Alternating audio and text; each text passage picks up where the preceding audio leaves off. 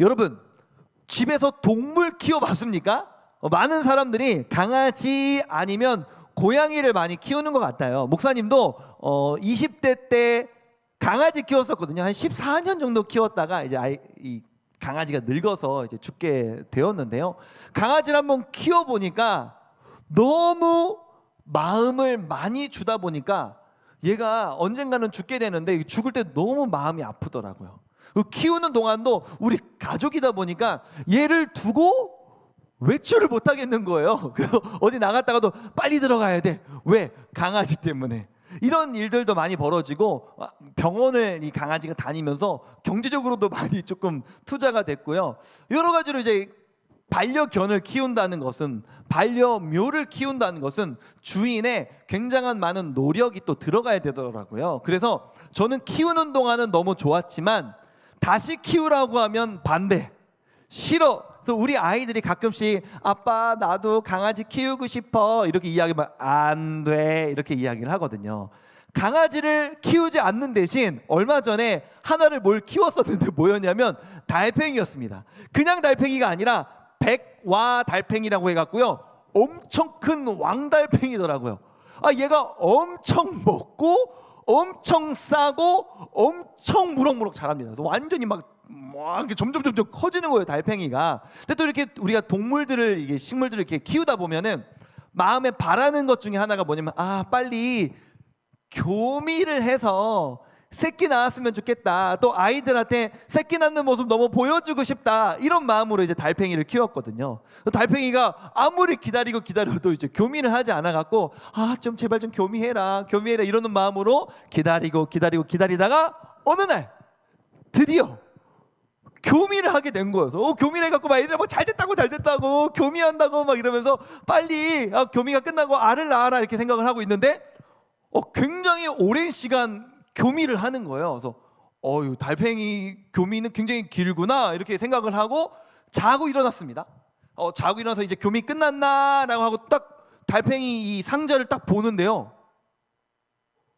2마리 중에 1마리만 남고 1마리가 없어진 거예요. 껍질만 남았어요. 뭐였냐면 그 2마리가 교미를 한 게 아니라 1마리가 1마리를 잡아먹어 버린 거예요.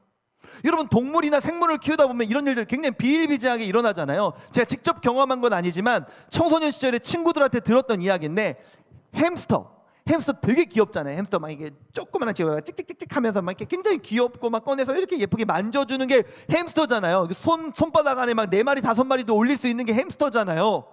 그런데 제 친구 중에 한 명이 햄스터를 그렇게 키워서 막 키우고 있는데 어느 날 햄스터 뭐라 그러죠? 그런 걸 동물 우리라고 딱 우리를 보니까 그 사육장을 보니까 햄스터가 1마리만 남고 다 없어진 거예요. 그리고 햄스터 입가에 핏자국이 자욱한 거예요. 뭡니까? 잡아먹었어요. 여러분, 생물을 키우면서, 동물을 키우면서 동물 세계에서 이런 일들은 아주 비일비재하고 당연한 일입니다. 때로 배고프면요, 배우자를 잡아먹기도 하고요, 자식을 잡아먹기도 합니다. 이런 것을 보고 우리는 불의하다, 잘못됐다라고 이야기하지 않아요. 하지만 이 동물들의 이 생태계의 상황을 인간에게로 가져오면, 인간 세계에서 똑같은 일이 벌어진다면 우리는 그것이 옳지 않다, 불의하다라고 이야기합니다. 유독 동물 세계에서는 그런 게 없는데 인간에게만 그것이 적용이 되면 인간 세계에서는 옳고 그름, 이렇게 해야 돼, 저렇게 해야 돼, 이렇게 하는 게 의로운 행동이야, 이렇게 하는 것은 의롭지 못한 행동이야 라고 이야기하면서 정의가 있습니다. 인간은 이렇게 살아야 한다. 인간에게만 정의가 있어요. 우리는 오늘 정의에 대해서 살펴볼 텐데요, 우린 기독교인이잖아요. 그러니까 세상이 말하는 정의가 아니라 기독교가 말하는 정의는 뭔가, 성경이 말하는 정의는 무엇인가, 기독교인들은 어떻게 살아야 하는가에 대해서 좀 살펴보려고 합니다. 그래서 첫 번째로 여러분과 나누고 싶은 주제가 뭐냐면 한번 읽어볼게요. 시작.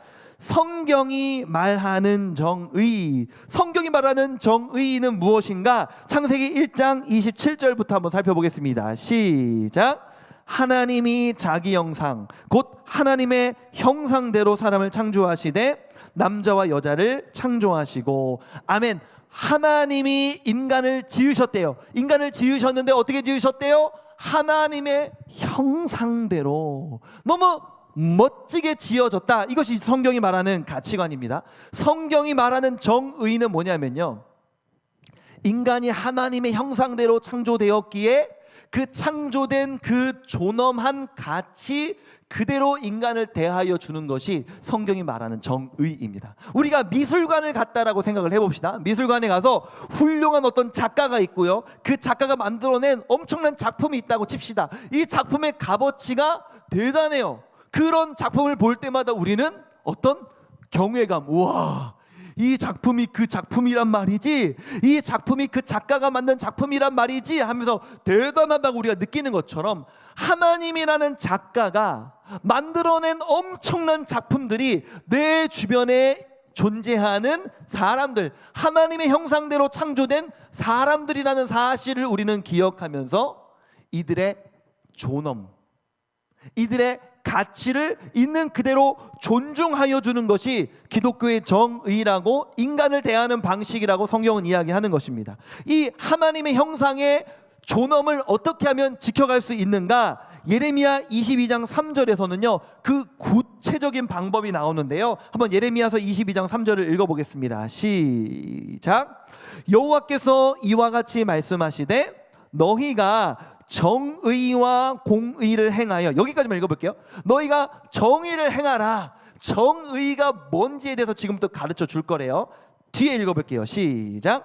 탈취당한 자를 압박하는 자의 손에서 건지고, 어떤 사람이 연약한 사람을 괴롭히고 탈취하고 압박하면 그들의 손에서 이 연약한 자들을 건져 주어라. 하나님의 형상과 그들의 존엄과 존재 자체를 훼손당하고 있는 상황을 그냥 간과하지 말고 너희들이 구해 주어라. 그 뒤의 내용은 뭐예요? 이방인과 고아와 과부를 압제하지 말아라, 학대하지 말아라, 그런 자들의 무고한 피를 흘리지 말아라. 원래는 목사님이요 시편, 잠언, 미가서 이런 말씀들을 뒤에다가 더 넣으려고 했다가 시간상 이게 뺐는데요, 성경의 굵직한 이야기가 뭐냐 하면, 성경은 어떤 삶이 의롭다고 이야기하냐면 연약한 자들을 학대하지 않는 것, 학대하지 않는 수준을 넘어서서 어떤 결핍된 자들에게 그들의 결핍을 채워주는 것이 성경이 말하는 정의라고 이야기하는 거예요. 주로 이제 물질적인 거, 가난한 자들의 결핍을 채워주어라. 주로 몸이 아픈 자들의 건강의 결핍을 너희들이 도와주어야 한다. 또 사회적으로 관계적으로 격리된 자들의 결핍을 너희들이 채워줘야 한다. 그리하여서 그들로 하여금 하나님의 형상대로 창조된 그 존귀함을 잘 지켜갈 수 있도록 도와라. 그것이 성경이 말하는 정의다. 짧게 성경이 말하는 정의는 무엇입니까? 이웃의 결핍을 채워주는 것입니다. 오늘 본문에 정의로운 포도원 주인이 등장하는데요, 어떤 주인이 있습니다. 이 주인에게는요 넓은 포도원, 포도밭을 소유한 부유한 사람이었어요. 이 사람에게 어떤 일이 벌어지는지 봅시다. 마태복음 20장 2절 3절입니다. 2절 3절, 2절부터 읽어볼게요. 위에 줄만. 시작. 그가 하루 한 데나리온씩 품꾼들과 약속하여 포도원에 들여보내고. 아멘. 그가가 누구예요? 주인이죠. 주인이 밖에 나가서 사람들을 만난 거예요. 품꾼들을 만났는데 그 사람들에게 내 밭에 와서 일 좀 하시오. 내가 하루에 한 데나리온을 주겠소. 하루에 한 데나리온은 하루 품삯이거든요. 오늘날로 표현하면 그냥 계산하기 쉽게 10만 원이라고 칩시다. 내가 10만 원 줄 테니 우리 포도원에 와서 일하시오. 3절 읽어볼게요. 시작. 또 제3시에 나가보니 장터에 놀고 서 있는 사람들이 또 있는지라. 아멘. 제3시는요 오전 9시입니다. 성경의 시간은 오늘날의 시간으로 바꾸려면 6시간 더 해야 돼요. 오전 9시에 나가보니 장터에서 어떤 사람들이 일자리가 없어서 놀고 있는 거예요. 그래갖고 주인이 우리 포도원에 와서 일하시게. 이런 식으로 주인이요 9시에도 나갔죠, 12시에도 나갔죠, 오후 3시에도 나갔죠, 5시에도 나갔죠. 계속해서 마을을 돌아다니까 계속해서 일 없이 놀고 있는 사람들이 있는 거예요. 이 놀았다는 표현이 배짱이처럼 그냥 막 기타 치고 띵가띵가띵가띵가 노래하고 춤추며 놀았다는 의미가 아닙니다. 어떤 의미냐면 마태복음 20장 6절을 볼게요. 마태복음 20장 6절. 제11시 11 더하기 6은 17. 이거를 오늘날 시간으로 바꾸려면 17시는 오후 5시. 그러니까 오후 5시입니다. 시작. 제11시에도 나가보니 서 있는 사람들이 또 있는지라 이르되 너희는 어찌하여 종일토록 놀고 여기 서 있느냐? 왜 계속 놀고 있니? 하루 종일 왜 놀고 있니? 라고 주인이 물어봤더니 이들이 뭐라고 대답하냐면 7절 시작. 이르되 우리를 품꾼으로 쓰는 이가 없음이니이다. 이르되 너희도 포도원에 들어가라 하니라. 아멘. 무슨 말입니까? 이들이 놀고 있었던 이유는요, 일하기 싫어서 놀고 있었던 것이 아니라 일할 수 없어서 놀고 있었던 겁니다. 저희를 써주는 사람이 없습니다. 저희는 일이 없습니다. 여러분, 그 당시에 일이 없었다는 것은요, 하루 노동자가 그 품꾼들이요, 하루 일해서 하루 벌어먹고 사는 사람들이 일이 없다는 것은 이들이 그날 굶어야 된다는 것을 의미합니다. 다음 날에 일이 있을지 없을지 어떻게 알아요? 그 다음 날은요, 이들은 계속해서 일이 없다면 굶어 죽어갈 수밖에 없는 인생들이었는데, 이 주인이 마을 주변을 돌아다니면서 굳이 자기들에게 일꾼이 필요하지 않은데도 오전 9시에 들어와서 일하라고, 오전 12시에 들어와서 일하라고, 오후 3시에 오후 5시에 그냥 와서 일하라고, 내가 10만 원씩 줄 테니까 들어와서 일을 하라고, 이렇게 이야기를 한 것입니다. 여러분, 일 없는 자의 고통스러운 마음을 여러분 아십니까? 고1, 2 친구들은 뭐 아는지 모르겠지만 고3 친구들은 아마 기억할 거예요. 목사님은 되도록이면 목사님의 감정이나 마음의 상태나 저의 삶을 여러분과 좀 솔직하게 오픈해서 나누고 싶은 마음이 제 안에 있거든요. 고3들은 아마 기억할 텐데, 목사님 아버지가 우울증이 지금 있으셔서, 우울증을 앓고 계셔서 약을 드시고 계신다고 제가 이제 여러분들과 설교 중에 나눈 적이 있습니다. 1학년들은 아마 처음 듣는 이야기겠죠. 저희 아버지가 우울증을 지금 앓고 계신데요, 지금도 약 드시고 계시고요. 왜 저희 아버지에게 우울증이 찾아왔냐면요, 일이 사라지면서였어요. 계속해서 일을 하면서 우리 가정의 생계와 경제를 책임지시던 아버지가 일이 중단되면서, 내가 일할 곳이 없어지면서, 경제적 능력이 단절되면서 우울증이 찾아오신 거예요. 나는 이제 가정에 도움이 될 수가 없구나. 나는 이제 가정에 경제적으로 보탬이 될 수 없는 인생이 되어버렸구나. 내가 이 나이에 무슨 일을 할 수 있을까? 근데 여러분, 이것이요, 저희 아버지만의 일이 아니에요. 저희 부서에는요, 남자 선생님들이 계시잖아요. 아직 여자 선생님들과 제가 신방하면서 이런 이야기는 듣지 못했는데요, 우리나라에서 물론 여성도 일하고 남성도 일하는 게 이제 사회적인 구조지만, 사실 아직까지 우리나라는 남성들이 가정의 경제를 책임져야 된다라는 그 부담이 남성에게 더 강하잖아요. 또 사회적인 구조적으로 여성보다는 남자가 일할 수밖에 없게 되는, 아직까지는 좀 그런 구조로 되어 있잖아요. 그러다 보니까 남자들이 이 가정의 경제를 끝까지 책임져야 된다는 중압감과 압박감이 있다 보니까 남자 선생님들과 신방을 하다 보면 종종 저희 아버지와 동일한 이야기를 하십니다. 목사님, 제가 일을 잃게 되면서, 아니면 일자리에서 제가 위협을 받으면서 제 심리 상태가 너무나 불안합니다. 기도해 주세요. 여러분, 여러분의 부모님, 여러분의 아버지를 한번 생각을 해보세요. 여러분의 경제적 수준이 어떠할지 모르지만요, 이 땅을 살아가는 모든 아버지의 등에는 우리 가족의 경제를 책임져야 된다는 엄청난 중압감을 느끼면서 살아가고 계시거든요. 그런 아버지들에게 오늘 하루 일이 그냥 한순간에 없어져 버린다면, 앞으로도 계속 일이 없는 인생이 이어진다면, 그 아버지가 느껴야 될 그 인생의 중압감을 여러분 이해하실 수 있겠습니까? 저희 아버지는 지금은 일용직 노동자로 공사 현장에서 일을 하고 계시거든요. 그렇기 때문에 저는 알아요. 우리 아버지에게 오늘 일이 있는 것과 일이 없는 것이 어떤 감정을 불러일으키는지를 저는 제 가족이니까요 안단 말이에요. 그러니까 이 품꾼을 보면서 오늘 하루 일할 곳이 없어서 일을 못하고 있는 이 품꾼들을 보면서는 이제 감정이입이 저는 이렇게 되더라고요. 이렇게 이제 품꾼들이 고용이 돼서 일을 한 다음에 일을 다 마치고 이제 일당을 받을 시간이 다가왔습니다. 일당을 받을 시간이 다가와서 이 주인이 품꾼들한테 일당 10만 원씩 한 데나리온씩을 주는데요. 이걸 좀 그림으로 좀 설명드려 볼게요. 첫 번째 그림을 한번 띄워 주실 수 있을까요? 이 그림은요, 이름이 어려워요. 야콥 빌렘스 데 베트 1세. 제가 뭐 교양 있게 미술을 좀 아는 사람은 아니고요. 미술 전혀 모릅니다. 구글링해서 찾았는데요. 야콥 빌렘스 데 베트 1세. 이름 어렵다.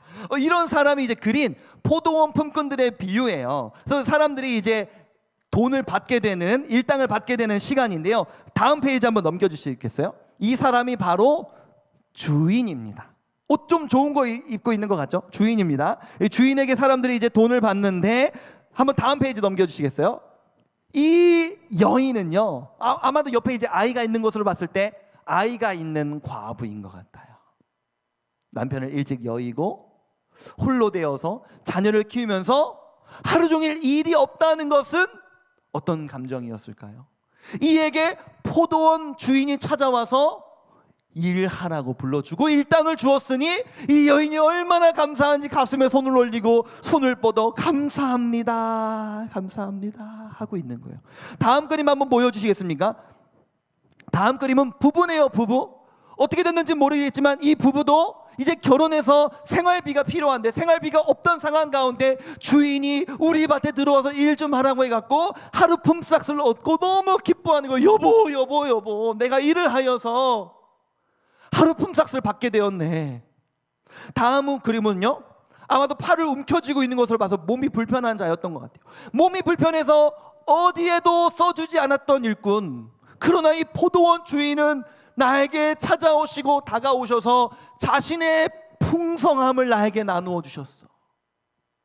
굳이 내가 필요하지 않았는데도 불구하고 나에게 들어와 일하라고 말씀하여 주시고 나에게 일당 하루 품삯을 주셔서 내가 먹고 살 수 있도록 해주셨어요. 이 사람들의 마음이 얼마나 감격스러웠겠습니까? 지금 여러분, 이 이야기는 실제 있었던 이야기가 아니라 예수님이 하셨던 비유거든요. 자신이 포도원 품꾼이라는 거예요. 결핍된 너희들의 인생을 찾아가서 너희들에게 나의 부요함을 나누어 주는 것이 나의 사역이라고 예수님이 이야기하고 계시는 겁니다. 그리고 두 번째로 여러분과 나누고 싶을 내용이 뭐냐면요, 첫 번째로 나누었던 거는 성경이 말하는 정의가 뭐라고요? 이웃의 결핍을 채워주는 거. 두 번째로 한번 자막 읽어볼게요. 두 번째입니다. 시작. 하나님의 의 예수 그리스도. 하나님의 정의, 의 자체이신 예수님이 그래서 이 땅에 오셔서 하신 일이 뭐냐면 이웃의 결핍을 채워주시는 일들이었죠. 예를 들면 어떤 일들이 있습니까? 예수님이 주로 만났던 자들이 병든 자였어요. 건강에 결핍이 있는 자들을 고쳐주셨죠. 눈먼 자, 저는 자, 안진뱅이, 죽어있는 자들의 질병을 고치시면서 그들의 건강적 결핍을 채워주셨고요. 예수님을 따르는 가운데 배고파 굶주린 자들에게 그들의 결핍, 빵을 제공하심으로써 예수님이 그들의 결핍을 채워주셨고요. 사회적으로, 관계적으로 고립되어서 외로운 자들을 예수님이 언제나 찾아가셔서 그들을 그 고립 가운데서 해방시켜 주신 것이, 그 관계적 결핍을 채워주신 분이 바로 예수님이라는 거죠. 그리고 그 예수님은 인간의 가장 근본적인 결핍인 우리의 영혼의 문제도 해결해 주셨습니다. 굶어 죽어갈 수밖에 없는, 영적인 양식이 없어 죽어갈 수밖에 없는 인생들에게 찾아오셔서 우리에게 자신의 풍성함을 나누어 주심으로 우리에게 생명의 떡이 되어 우리를 살려주신 분이 바로 예수 그리스도라는 거죠. 여러분, 기독교의 정의가 무엇입니까? 이웃의 결핍을 채워주는 것. 그래서 그 삶의 모델로 예수님이 오셔서 하신 게 뭐였다고요? 이웃의 결핍을 채워주셨다고요. 자신의 생명을 버리시면서까지 예수님이 하고자 하셨던 것은 이웃의 결핍을 채워주시는 일이었습니다. 설교를 마무리하면서 여러분, 오늘 말씀을 들으면서 어떤 생각이 듭니까? 기독교는 결국에는 자선을 많이 하면 되는 종교인가? 라고 생각할 수 있습니다. 맞습니다. 여러분, 굉장히 밀접한 관계가 있습니다. 여러분, 선교사님들이요, 선교지에 나가셔서 제일 많이 하시는 사역이 뭔지 아세요? 우리나라의 어떤 A라는 선교사님이 다음 달에 아프리카로 가신다고 생각을 해봅시다. 아프리카로 가셔서 선교사님들이 제일 먼저 하시는 일이 뭐냐면, 첫 번째가 구제. 굶어 죽어가고 있는 이들에게 빵을 주시는 일을 제일 먼저 하는 거예요. 두 번째로는 교육. 알지 못하고 교육받지 못하니까 여전히 이제 가난함에 처해 있는 자들에게 교육시켜 주셔서, 그래서 이제 선교사님들이 제일 많이 하시는 사역 중에 하나가 학교 세우시는 일. 그 다음 마지막 세 번째로는요, 의료 사역. 질병이 있는데, 고통이 있는데 약이 없어서 못하는 그런 사람들에게 약을 조금 가져가셔서 약을 지어주시기도 하고요, 또 한국에 있는 의료인들과 연계를 해서 의료인들을 모셔서 의료기기를 갖고 와서 잠깐이어도 초음파로 아니면 어떤 기계들로 건강 상태를 체크해 주시는 것이 선교사님들이 제일 많이 하시는 일들이었어요. 왜요? 이거를 예수님이 하셨으니까. 예수님 왜 이런 방법으로 사람들을 만나셨을까요? 왜 선교사님들은 이런 방법으로 선교를 하실까요? 이 방법이 기독교의 복음을 가장 잘 설명할 수 있는 도구이기 때문이에요. 여러분 보세요. 야고보서 2장 15절 16절, 이제 마지막 구절입니다. 한번 읽어볼게요. 야고보서 2장 15절 한번 읽어볼게요. 시작.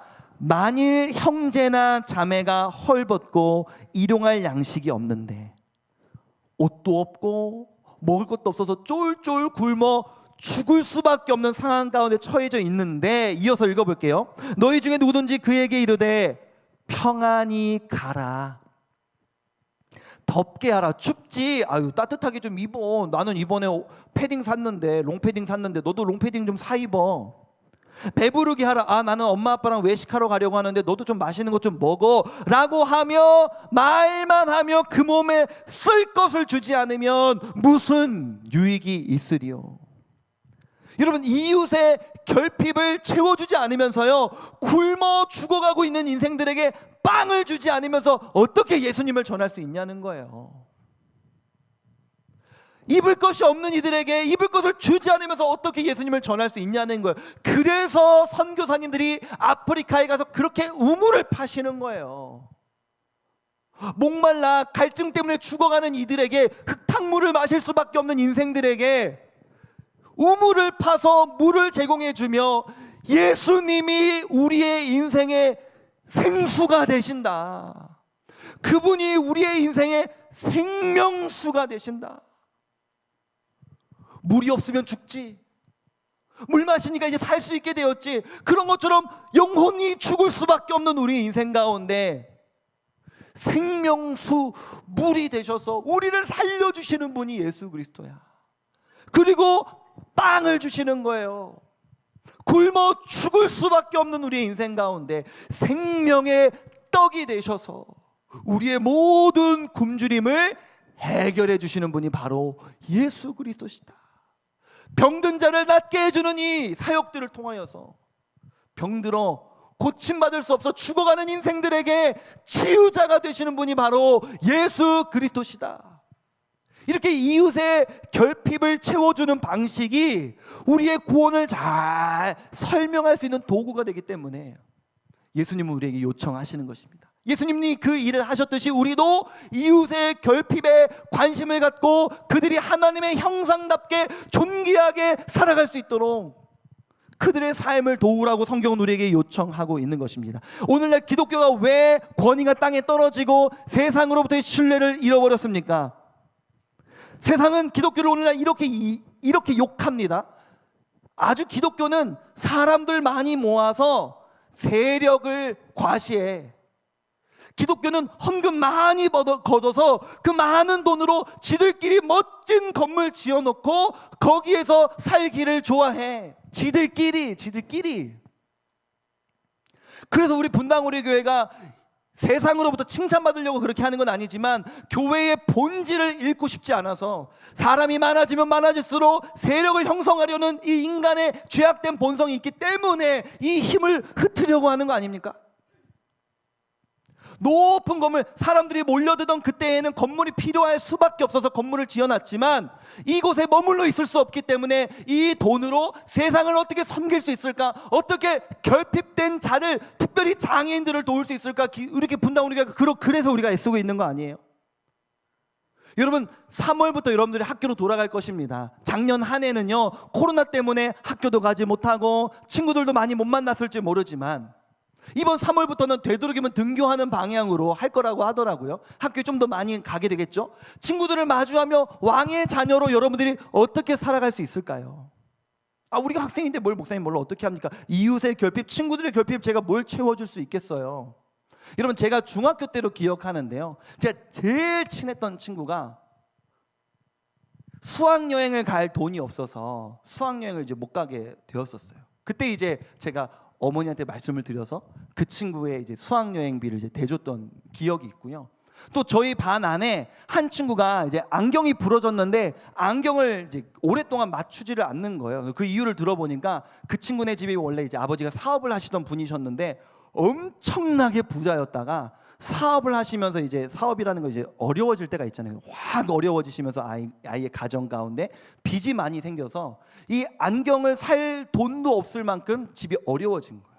그래서 제가 저희 어머니한테 말씀을 드려서 우리 담임 선생님께, 왜냐하면 친구가 네 안경 사줬다 그러면 이제 자존심 상할 수도 있으니까 선생님께 저희 어머니가 돈을 들여서 익명으로 너 친구 엄마가 이렇게 안경을 이제 해줬다고 하고 선생님이 좀 맞춰주셨으면 좋겠어요라고 해서 담임 선생님이 그 아이를 이제 데려가서 안경점에서 그 아이의 안경을 이제 맞춰주셨던 그런 경험들도 있거든요.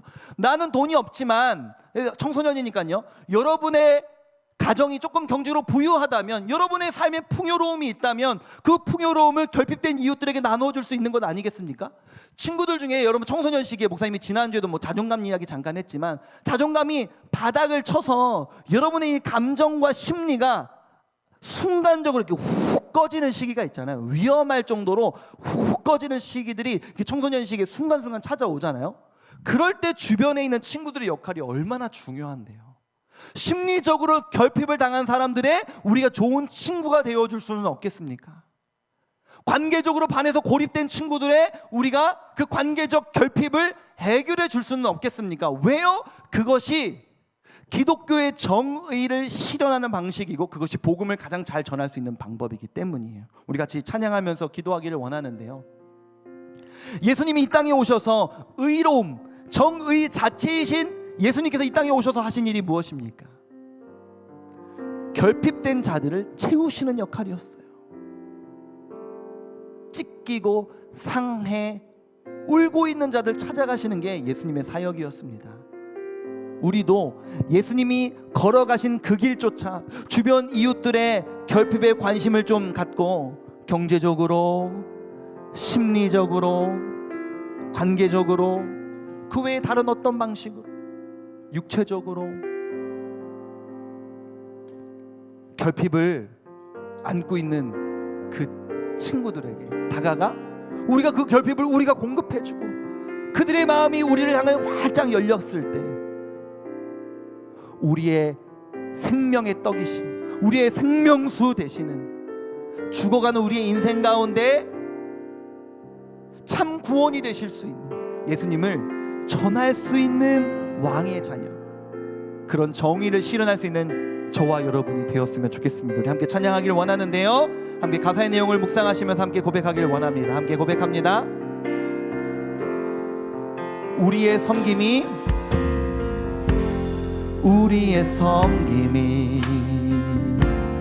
더 낮은 곳으로, 우리의 고백이 더 낮은 곳으로 쓰러져 있는 그들을 향해 당신이 그랬듯 더 낮은 곳으로, 낮은 곳으로, 낮은 곳으로 우릴 초대하네.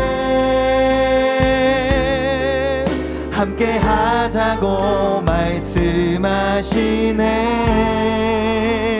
우리도 예수 그 길을 따라 함께 가길 원하네.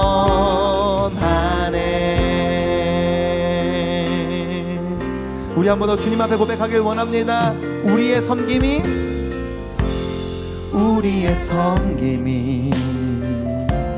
더 낮은 곳으로, 우리의 고백이 더 낮은 곳으로 쓰러져 있는 그들을 향해 당신이 그랬듯 더 낮은 곳으로, 낮은 곳으로, 낮은 곳으로 우릴 초대하네.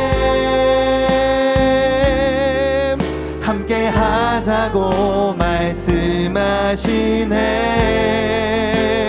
우리도 예수 그 길을 따라 함께 가길 이렇게 고백합니다. 주님이 우리와 함께 하시네. 십자가 피 흘린 예수의 손으로 모든 아픔을 위로하시네. 우리에게 보여. 우리 한 번 더 주님 앞에 노래하십시다. 주님이 우리와 함께 하시네. 십자가 피 흘린 예수의 손으로 모든 아픔을 위로하시네. 우리에게 우리 함께 목소리 높여 고백하길 원합니다. 주님이 우리와 함께 하시네. 십자가 피 흘린 예수의 손으로 모든 아픔을 위로하시네. 우리에게 보여. 우리 마지막으로 한 번 더 주님 앞에 노래하십니다. 주님이 우리와 함께 하시네. 십자가 피 흘린 예수의 손으로 모든 아픔을 위로하시네. 우리에게 보여주셨네. 우리 함께 기도하기를 원합니다. 하나님은 포도원 주인이시오. 우리는 일이 없어 놀고 있었던 품꾼들입니다. 하루 품삯이 없어, 먹을 것이 없어 굶주려 죽어가던 인생이 우리라고 성경은 이야기합니다. 그러나 포도원 주인의 그 풍요로움을 우리가 공급받아 우리의 결핍이 채워짐으로 살게 되었다고 이야기하는 것이 기독교의 메시지입니다. 그렇다면 이 포도원 품꾼들은 어떻게 살아가야 할까요? 각자의 삶으로 돌아가 자신보다 더 어렵고 결핍된 이웃들을 바라보며 포도원 주인과 동일하게 나누는 삶을 살아야 할 것이 아닌가. 주님이 우리에게 요구하시는 삶이 바로 이런 것입니다. 우리가 주님으로 인해 나음을 입었다고 우리가 고백한다면, 주님으로 인해 우리가 살게 되었다고 고백한다면, 우리 주변에 있는 결핍된 자들, 경제적으로, 건강에 있어서, 사회적 관계와 상황으로 몰아세우짐을 당하고 압제를 당하고 압박을 당하며 연약한 자들에게 우리가 다가가 손을 내밀어야 한다고 성경은 이야기하는 것입니다.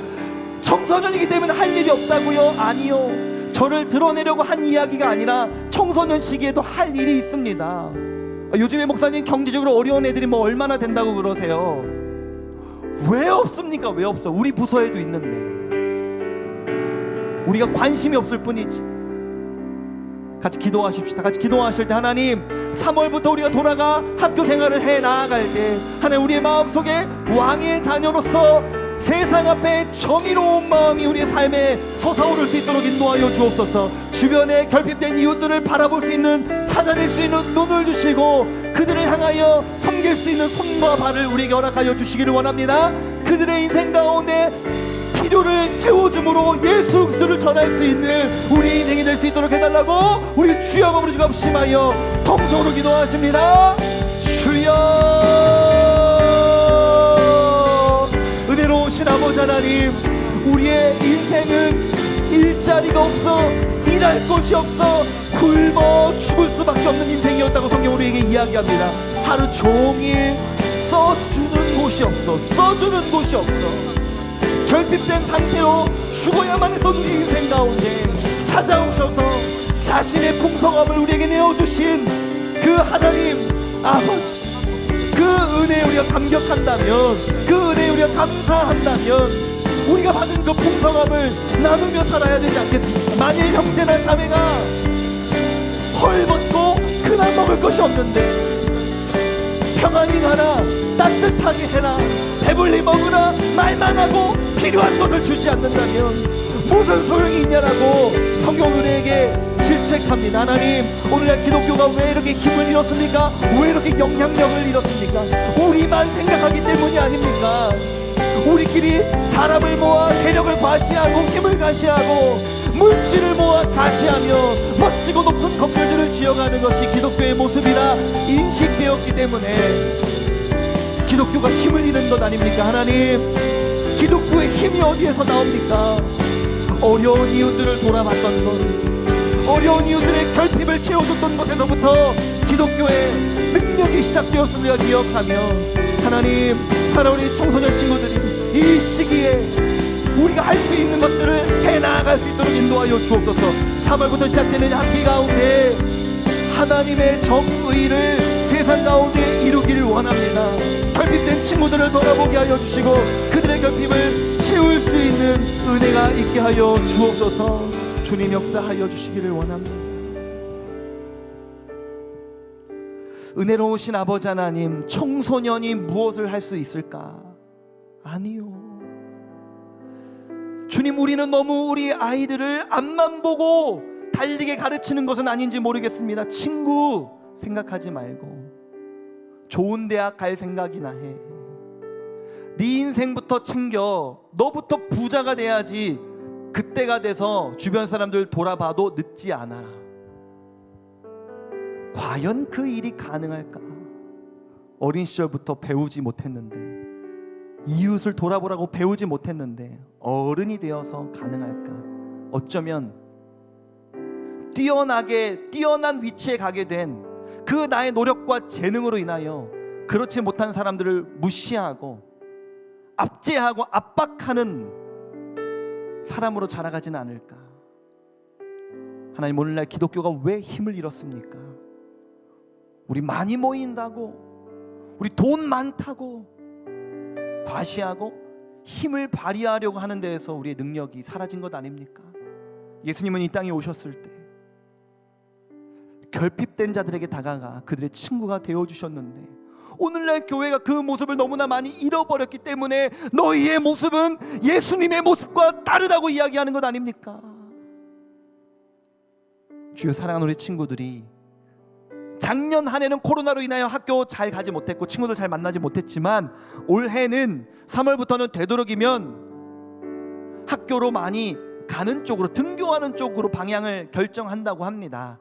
친구들 더 많이 만나게 될 텐데 우리에게 친구의 결핍을 찾아낼 수 있는 눈을 주시고 그들을 돕고 싶다는 뜨거운 가슴이 있게 하여 주시고 실제로 그들을 도울 수 있는 용기와 성실한 손과 발이 사랑하는 성린고등부 친구들 가운데 있을 수 있도록 주여 역사하여 주옵소서. 왕의 자녀로 세상 앞에서 성경적 정의, 이웃의 결핍을 채워주는 그 삶을 우리 성린고등부가 살아낼 수 있도록 주여 은혜를 베풀어 주시기를 원합니다.